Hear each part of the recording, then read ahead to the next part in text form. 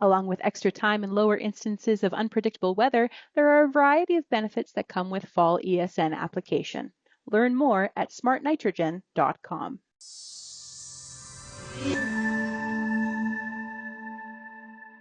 Welcome, everybody, to today's special interview with an industry leader who has made a tremendous impact on Canadian agriculture. It's my privilege to speak with Paul Larmer, a newly inducted member of the Canadian Agricultural Hall of Fame and the former CEO of Semex.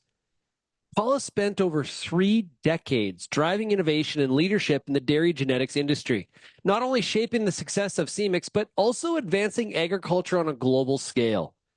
Today, we'll dive into the incredible journey, the milestones he achieved, and his vision for the future of agriculture. Paul, it's great to chat with you. Thank you, Sean, and you as well.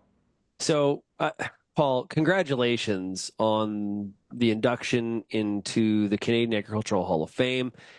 What does this recognition mean to you personally? Well, I think it's a little bit hard to put into words, but kind of simultaneously with my retirement, I suppose it's the icing on the cake to some degree. But very humbling in the sense that it's an individual award, but yet there's so many that should be standing with me. I've been blessed to work with great people, have great mentors and people of influence and support of colleagues, trust of colleagues, love and support of family. And, it's kind of like I feel like an actor in a leading role, and yet, there's a whole lot of support behind you. So, and, I think as well as along with that, Sean, I look at it that I've had the opportunity to work with, work for, be colleagues with a lot of people that hang on that wall. And, to now be on the same wall, to be in the same hall, is surreal, but extremely honored and very, very humbled. Did you always know you were going to have a career in agriculture? I always knew it would be a career in agriculture. I was raised on a family farm. With strong work ethic and humility from my father, who was a great influence, for me, both my parents. And our family always had a strong taste for agriculture, very, very involved with 4-H, and I give 4-H a tremendous amount of credit for, any career success that I've had in terms of the range of things from competitiveness to public speaking to working as a team to completing projects on time and with detail. And so I think there's so many lessons that we learned through 4-H, as an example. But going into university, I was pretty sure that I would come out of university, and my father had a rule for all of us, and that was that you were welcome to come home to the farm, but you had to go work somewhere else for 3 years. And if you still wanted to come home, then home was there and there was an open door. But you weren't going to come home and then 3 years later decide you wanted to leave the farm. And that was wonderful advice and great advice that I think I would share with so many. And one of my older brothers went home to the farm after he, worked in ag and in extension. And I was fortunate. I thought I would go into, youth extension and working with youth and that kind of thing. And in my third year of university, a man by the name of David Pelletiero, who was a principal with United Cooperatives of Ontario at the time, was guest speaker at a Student Federation of OEC banquet that I chaired. And at the end of the banquet, Dave approached me and said, Paul, I'm going to be on campus next spring and I'd like to talk to you. And he put a lot of trust in me, gave me a job offer, and I went into the feed business for 3 years before I joined United Breeders in the genetics side, due again to friends and, people that gave me an opportunity. So I look at it, Sean, that I've had the best of both worlds. I've continued in agriculture, worked with a lot of great people, as there's so many in agriculture, but I knew that I would be in agriculture, but I went down a little different path than I probably thought when I entered university. Yeah, and was your degree in genetics then? It was a Bachelor of Science in agriculture and majored in animal science. So yeah, there was genetics within that. People like Dr. Ted Burnside and others that were my professors at the time. So genetics was a background for sure. Okay, so you go work at the feed business.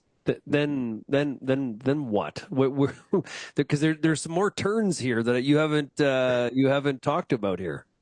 Well, the feed business, I went through a training program into sales, was a dairy specialist for United Cooperatives of Ontario. And then a very good friend of mine, Kevin Lang, who was a dairy cattle sire analyst at the time with United Breeders, took ill with cancer. And unfortunately, we lost Kevin, and which was a tremendous loss, not only as a friend, but to our industry. And Kevin encouraged me to apply for a job at United Breeders. And I had done some road trips with Kevin and saw what his job was, and I always had a bit of a passion for the breeding side of the dairy business, and growing up on the farm too. And so I spoke with Lowell Lindsay, and long story short, they put trust in me and hired me as a sire analyst at United Breeders, and that was the start of my career in the genetics business. When you think back to those early days in the dairy genetics business and where it is today, like there's a lot of change in agriculture and there's leaps and there's Yeah. incremental change. How would you describe it? Well, I think if I look back at it today, Sean, it's leaps from where I started. From you know, working with breeders, contract matings, and selecting cattle or individual cows that you wanted to do a mating on to produce a prospective bull. You may not get a bull calf, you might have got a female, and so that was, okay, well, do we want to do this again or not? And in came embryo transfer. That changed things. Probably a lot of people thought it would be the downfall of, the cattle business and narrow the base and everything else. And yet, I really think today probably in vitro fertilization and the combination of genomics will even have further revolution and change within our business and drive so much more genetic gain than even what we're seeing today. But it evolved, and on came the ability for sexed semen, in vitro fertilization, and then 2009 genomics hit, and that was just like putting the pedal to the metal and on the Autobahn in Germany and going full out, and it really changed. It was a game changer. It changed genetic programs. You not only now were managing a male program, but managing then eventually most large genetic companies managing their own female program too. And that ability to shorten the generation interval and that kind of thing. And it's just taken it from 0 to 100, I think, in a sense over the years. And and the amount of data we have and how we use that data Hmm. has to be and our ability to crunch that data is I don't care if you're in the dairy or the beef side of the equation. It's way different. It is. And there's new traits coming all the time. We were fortunate to work with the University of Guelph on a product that we call Immunity Plus, which is high immune response in cattle that, cattle with a natural resistance to disease, and being able to identify that genetically and genomically. And then, in April of 2023, launching a methane index that we can measure genetically and genomically. And, so you look at those as traits versus strength of foreudder attachment or height at the withers or, whatever it might Yeah. be. And it's a really good indication of how far it's come. And, the good part is that our producers, regardless of whether it's dairy or beef, they have so many more economic factors today to look at that can drive real profitability on their farms. And it's just a matter of, if they tried to select for them all, it'd be almost impossible, right? So it allows them to say, okay, what am I being paid for? What's important on my farm? And they can custom tailor their selection index to maximize efficiency and profitability on their farm. And then you take it one step further that today on many dairy farms, 25 to 30% of the cattle are being bred beef. Yeah. Because of the ability to genomic test and identify the high animals in the herd and then, use beef. And that has a real cascading effect on the beef industry too, because you now have all of these dairy beef cross calves that are entering our supply chain, for feedlots and processors and that type of thing. So it's brought us, I think, more integrated as well between the dairy and beef sectors. Yeah, most definitely. I've been you don't go to a beef meeting now without talking about the dairy crosses and the impacts and the benefits and what all that looks like. So Absolutely. you've nailed that for sure. That was not the case a number of years ago. So retired now, but CEO of Semex. So close that gap for us. Just what led to that position before we move on to some other questions. Yeah, well, it was a progression through my career, Sean. 5 years as a sire analyst. I always liked the business and in particular the marketing side of business. So was given an opportunity to become marketing manager with United Breeders, and then about 10 years in, there was an opening for general manager of the company. The board of directors put trust in a young person that was probably naive at the time and thought he could conquer the world, and that started the journey, in management. And that was just on the heels of a failed merger vote between United Breeders, Western Ontario Breeders, and Eastern Breeders. And it wasn't very long after I became general manager and realized how steep the learning curve was, that the executives of United Breeders and Western Ontario Breeders came to me and said, "We want you to oversee. We're ready to merge. We'd like you to oversee the merger and become, general manager of the new organization." So that became GenCore, which today is EastGen, because later on Eastern Breeders joined that. So eventually that all happened. But it was a very dynamic time because overseeing the merger, I didn't have experience with that, so it was learn on the go. Through that we lost people because of needed efficiencies and that type of thing, and that was very important to me that we treated those people with respect. So that was a huge learning opportunity and effect on me personally. But and then it wasn't very long after that, actually 2 years later, that Semex Canada, which was the marketing organization on behalf of all of the Canadian genetic centers. And so they just simply marketed outside of Canada, were responsible for everything outside of Canada on our behalf. And we lost one of our members in Alta Genetics. At the time, it was owned by Altamira, a venture capital company. They in turn bought Landmark Genetics in California, which had its own international sales and marketing division organization. And so collectively, then the rest of us sat down and said, we're as strong as the next loss of partner. How do we strengthen this organization? How do we strengthen this on behalf of Canada? And long story short, the decision was made to merge the bull assets, the genetic assets, because then everybody's locked in. So we really merged the genetic divisions of all of those, smaller organizations, cooperative type organizations, into Semex, into the international sales and marketing side. And Robert Chicoine, our first CEO of the Semex Alliance, which was formed in 1997. We just recently celebrated our 50th year of Semex total, which went back to 1974, but Semex Alliance was formed in 1997.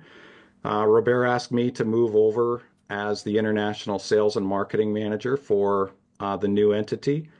And with the strength or with the support of the board of directors of Gencor, I moved over to Semex. And that was kind of the start then of my Semex journey. And then again in 2011, all the organizations merged their production assets into Semex as well to give it more financial strength, to give it more efficiency, control. We closed a couple production facilities. Um, and through some changes and differences, I actually left Cemex in 2003 and took a bit of time away and then joined Alta Genetics and was their, director of the Americas. And in 2007, the board of directors of Cemex gave me the opportunity to return to Cemex as chief executive officer. And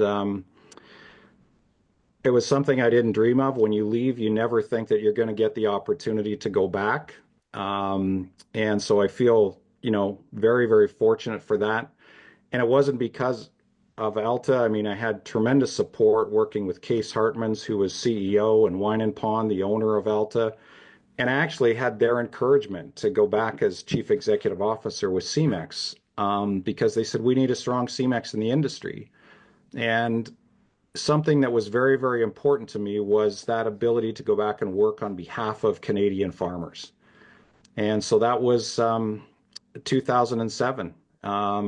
And that started my journey as chief executive officer with Cemex. How old were you when you became the general manager at United Breeders? Oh gosh, now you have to make me do math, Sean. But so it would have been I would have been about 34 years old. You're young. Like Yeah. you're talking about, as you're talking about that, and potential mergers and things like that, you're just like, man, I just want to talk about genetic. That just seemed like you probably felt a little bit over your head. Well, no question. I mean, and I guess, sometimes in your youth you're a little bit naive. Yeah, there's a benefit And sometimes too, and right? maybe that was a benefit, but moving from reporting and working with people who managed me to then becoming their manager Yeah.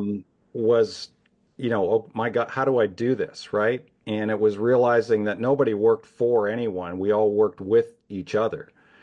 And so that was a huge change. The learning curve was really, really steep. Um, but again, you surround yourself with good people, people you trust and people who trust you, and develop that trust with the board of directors. And I think collectively, then you can climb mountains. You've mentioned, in the different stages of your careers you're going through it. You've mentioned the team, the people around Mhm. you several times. I want to dive into a little bit more in terms of, obviously it's important to have a good team, but it's how you go about getting those people to perform as a group, individually and as a group at the highest possible level they can. What was your philosophy on team? Well, I always, Sean, one, I think it starts with vision. You collectively have to have a vision. I think if you're leading the organization, you have to share that vision. You need to develop it collectively, obviously with your board of directors.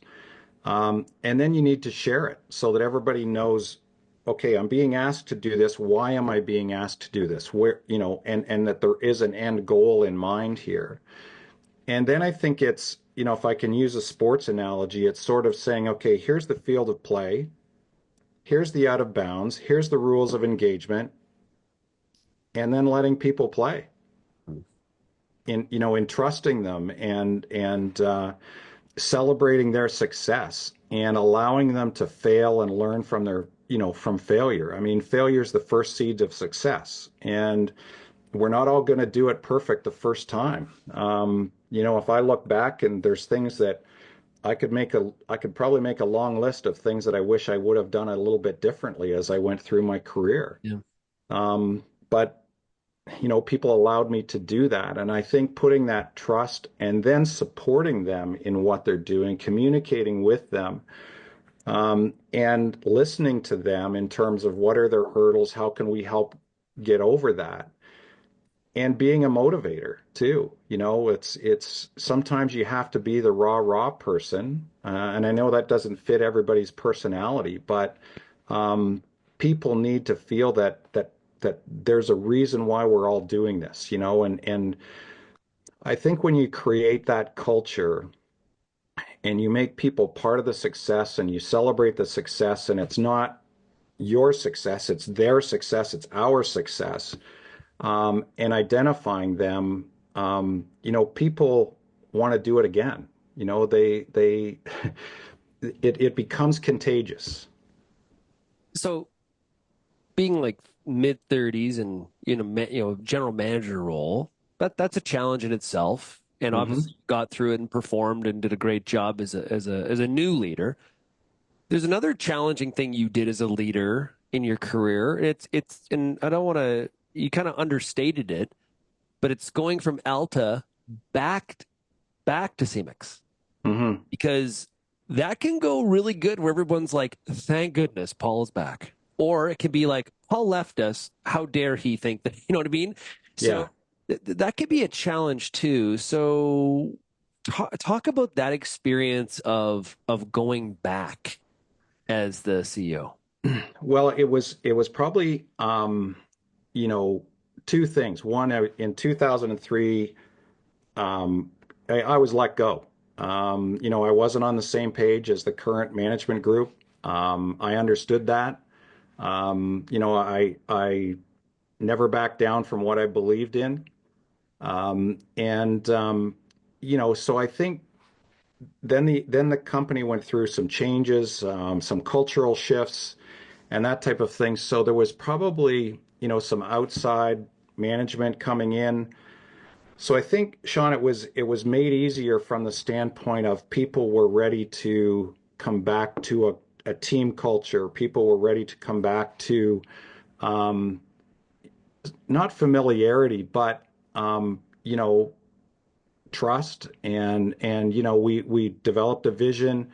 In 2009, the board of directors started a 3-year strategic planning process. So it all sort of came together that they started to see, okay, we're gonna go, we're gonna grow, we've got a passion and a vision here. And I think, if I look back on it, Sean, no one ever likes to lose a job, but those 4 years away were really, really good for me in the sense that if I would have became CEO 3 years sooner or just gone through the natural progress, I'm not sure that I would have had the same mindset, the same determination, the same ability to drive change as what I did because of what I learned in my time away. There's a lot of similarities there between going away for 4 years and what you talked about, what your father said in terms of, get out of the Yeah. farm, get out of here, go away for Yeah. 3 years, get some other perspective, some other experiences. They're kind of the same thing, are they not? Yeah, it's a great analogy. Or yeah, I hadn't thought of it that way, but I think you're bang on. I think it's 100% true. So Cemex, global player, global Hmm. reach. I'm sure that you have seen your fair share of hotels and airlines around the world, and you and I can have an offline discussion about some of that. But it, it, the company's still rooted in Canada. So, how did you sell around the world and still keep your Canadian roots? Was talk about that. Well, right in our charter, so to speak. I mean, one of the reasons for being is first and foremost for CMEX is to provide leading genetics to Canadian farmers. That's the mandate, right? That's what formed the partnership. That's the reason for being. But in one sense, we're blessed in that, on the dairy side of things, Canada, we're such a vast country geographically, but we're a million dairy cows. And that gave us an opportunity to become a significant exporter. And because you want to look after the home market first, but that ability to export, that ability to utilize, the financial benefit of exports to continue to drive that base program for Canada. I mean, it all sort of has worked well, Mm. and Canada had a great reputation for health, which gave us a real ability for health certificates internationally, and some of those types of things. And Canada's always had a great reputation for the Holstein cow, and not 100% of the business is not the Holstein cow, but just as an example, um, you know, at one point in time, 5% of our business would have been beef, and now it's probably about 30% of our business would be beef, so there's been a changing dynamic there also. Um, but I think underlining that, Sean, is that we had a tremendous group of distributors internationally. I think one of the really unrealized and sometimes unspoken true great things that Cemex has been a tremendous global network that we would compare to and put up against any of our competitors. People that believed in Cemex, that believed in our breeding philosophy, and it was a huge benefit to Cemex and therefore to Canadian producers in what we were able to do for them. I remember the first time I went to the World Dairy Expo in Hmm. Madison, and I didn't grow up in the dairy industry. I grew up in the beef Yeah. industry, but I remember great show because of all the cheese and chocolate milk and like ice cream, like it's all the products fantastic. But one thing that became very clear to me right away was the branding of Canadian genetics. So Hmm. were we doing were we doing things differently to create that brand? Like what like it's one thing to build on the brand and hey, look, the brand is great, but how did we get there? Well, I think, again, it goes back to, if I go back to, years ago, I mean, Roy Snyder, who started Cemex, I mean, he had that ability and sought out and formed partnerships, globally. And I think because of things like Royal Agricultural Winter Fair and those elite shows, people around the world noticed, right? So, they would come, they would see the animals, and then we were able to market it as sort of the Canadian kind, if you will. And we're fortunate because we had breeders who were extremely passionate about it. So it wasn't just an organization like Cemex that was promoting and branding. I mean, we had a lot of breeders doing it as well, both dairy, beef. I mean, you name it. But at the same point in time, I think over the years we've had some tremendous marketing talent as well.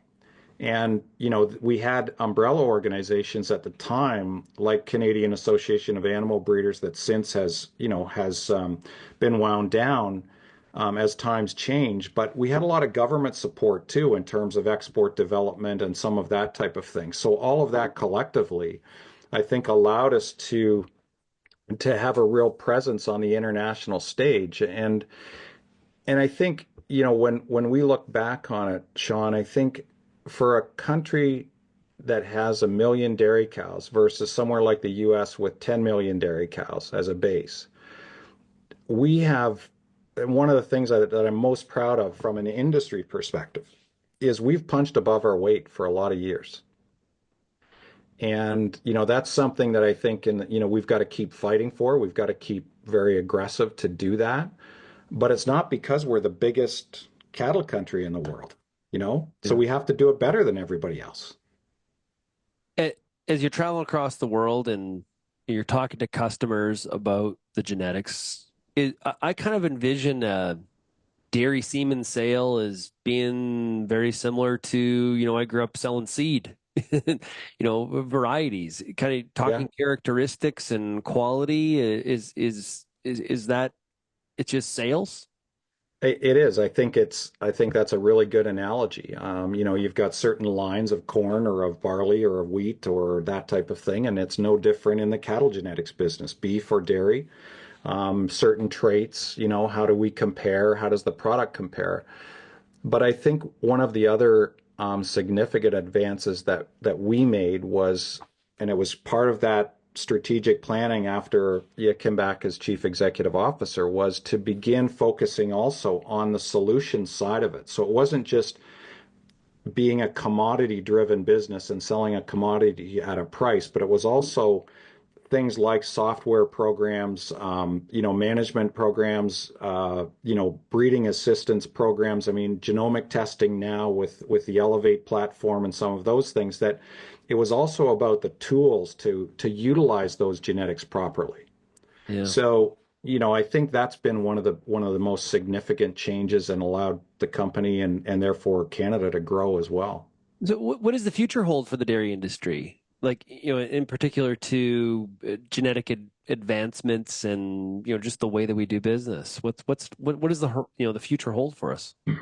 Well, I think if we look outside of Canada for a minute, Sean, Yeah. because there's one significant difference, and that is supply management. So we're not going to see the 5,000 cow dairies like we see in the U.S. or we see in some other countries that you can just expand depending on your environmental permits and all of that kind of thing. I mean, we're restricted a little bit by quota, and I don't say that negatively because there's so many positive things too about that. But my point being that I think what's going to change is the traits that typically we have thought to be important, those are going to evolve. Disease resistance, methane. And I think you'll see more and more things become related to efficiency. I think we'll see things like milking perhaps a bit smaller cows if they're, and drive feed efficiency, certain components of milk. We see A2, and that's a bit of a niche, but it's an important niche. It brings value. It brings a premium to some producers. And we're going to see consolidation. There's no doubt, both at the farm level, so then therefore industry level. But I think, we've seen a tremendous amount of genetic gain in the last number of years, but I really think the next 10 we'll continue to maybe even see that accelerate because producers now have an ability to genomic test their herds, regardless of whether they're 50 cows or 5,000 cows or 50,000 cows. And now with in vitro fertilization and the technology involved with that, which, Semex has Bovatech, and it's the fastest growing part of the company. Now licensing that technology outside of Canada as well in a licensee model. So you're going to see things like IVF embryo transfer used on those large commercial dairies where they're going to be able to propagate genetics from the top 5 to 10% of their herd and do it faster, right? So genetics is playing more and more of an important part, regardless of herd size. And that's just going to continue to drive the pace of genetic gain. And we're going to be able to move much faster. We're going to be able to pivot if there's something that becomes important, whether it's feed efficiency, whether it's methane, whether it's, disease resistance, whatever it might be. And so I think the dairy industry is going to be more dynamic. I really do. The one big difference is that, you made the analogy of cereal crops and that type of thing. But if you look at what the price of a bag of corn has done, seed corn has done probably over the last 10 years or 15 years, it's accelerated rapidly. The genetics business, we haven't done that, maybe to our own detriment because the margins are tight. They're probably too tight. So we've got to do a better job of making producers realize the value of genetics. You think of what's the cost of a tractor done? What's the cost of a combine done? And yet here's the genetic engine that drives that profitability on a dairy farm or in a beef operation. And we haven't brought maybe the proper value to it in terms of the input cost. Interesting. But I'm actually surprised that's been the result, that it hasn't. And I guess why would that be? I think there's a bit of history, Sean, that genetics was not seen as one of the major input factors, right? So, hey, as long as they milk, as long as they get in calf, that's all good. It's all good. It's all good. But now we're starting to see that difference, and I think people are realizing the return on investment that comes with genetics as well. So, I think we'll see that change, but we've been a little bit slow in terms of bringing true value and not bringing, but showing that value to our clients. It's interesting when I've done interviews in the past talking to people that are getting this kind of a recognition. Once in a while, they'll say like, there's a lot of change happening right now, and there's going to be more. I'm glad I'm not starting my career. Do you what's your response to that? Do you wish you were starting your career in this environment? Some of the challenges. Well, it would be really different, Sean, for sure, than what I started, 40 years ago or so. But it's exciting. I mean, it is. It's really exciting. Ideally, you'd love to start your career with the knowledge you have today, right? But Oh, that's no kidding. but that's not reality. But it's no, Sean, it's time for somebody else. And if my influence, someone said, Paul, your living legacy has to be the people that are there and that you've worked with and mentored and that kind of thing. And if that's my living legacy, then hey, then I'm still there. Yeah, it's that level 5 leader stuff where you're excited for people where the people you've had an influence on where they take it, and you hope that they go way beyond anything that you or I did. Absolutely. And you know what? We can all be the biggest cheerleader on the sidelines, Yeah. and there's nothing more gratifying than seeing those people be successful. So on that note, what advice are you giving to some of these younger people in the ag sector, whether they're in the genetics business or they're in another area of agriculture? What advice do you have for Well, I think one of the first things, Sean, is jump in. Jump in, get involved. Standing on the sidelines and should I or shouldn't I? Just don't be afraid to jump in. And and I think the other part too would be surround yourself with good people and not as a young person, you're not hiring this person or that person, but surround yourself with people of great influence and people that, you want to pick their brain. Don't be afraid to ask questions. By getting involved and volunteering and getting involved in industry groups and that type of thing, there's so many ways to learn from that. them? I think back and as I said, I mean, I feel so fortunate to be on the same wall as some of those people, and some of them, it was working with them on Ontario 4-H Foundation, for example, Jay Bradshaw, Yep. that now I'm going to be shoulder to shoulder with in the Hall of Fame and on the wall, and you learn from every one of those experiences. Yeah, I've been to the ceremony before, and it's pretty cool. And what they do for the audience that hasn't been to it before, they do painted portraits Hmm. of each of the inductees. When you see your portrait for the first time, what's going to go through your mind, do you think? Probably that it's real. Yeah, I think that'll be the moment, Sean, that it hits that it's real. Yeah. And I think that's where you think of all the people that should be there with you, that should have the recognition as well. I mean, you talked about hotels and airplanes and that type of thing. So, it immediately you think of the sacrifices that my family has made. The my two girls, my wife Margaret, who've been tremendously supportive. Um, and so no one ever does this alone, right? So it's mixed. It's this immense amount of pride in that accomplishment, but you feel a little bit selfish at the same time. And I think the other thing will be, I'll think of my parents and wish they were there. Well, you very much deserve to be there, Paul. And Thank you. again, on behalf of myself and everybody at Real Agriculture and the entire agricultural industry, we want to thank you for that commitment for by yourself and your family and everybody around you that supported you throughout your career. This is extremely well deserved, and look forward to seeing that portrait unveiled and yourself entering the Canadian Agricultural Hall of Fame. So congratulations. I appreciate you doing this, and look forward to chatting in person. Thanks, Sean. I appreciate it. Thanks for the opportunity and look forward to meeting you in person as well.